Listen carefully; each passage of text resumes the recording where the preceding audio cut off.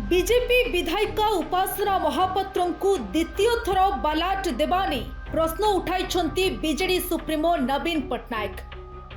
यह गणतंत्र विरोधी और पोलिंग अधिकारी पक्षपातिता करुथिबा नहीं नवीन पट्टनायक अभियोग करिसेंती। श्री पट्टनायक अभियोग करिसेंती जे निर्वाचन समय उपासना भोट देबा बेले पोलिंग बूथ रे थिबा अधिकारी माने निजर निरपेक्षता बजाय रखिबारे विफल होइछंती। तांको मतरे पोलिंग अधिकारी माने संपूर्ण भावरे पक्षपात करिछंती एवं गणतांत्रिक नियमर उल्लंघन करा जायछि।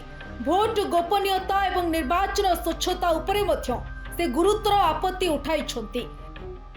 जदि एभली भाबे जनकु दुईटी बालाट दिया जिवो तेबे पोलिंग अधिकारी बालाट आनिबे केउठु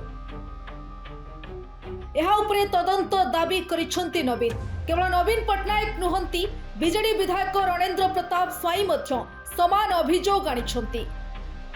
से कहिछंती निर्वाचन कमिशन को बीजेपी प्रभावित करी बेआईन काम कराउछंती। यहा उपरे तदंत हेबार आवश्यकता रहिछि।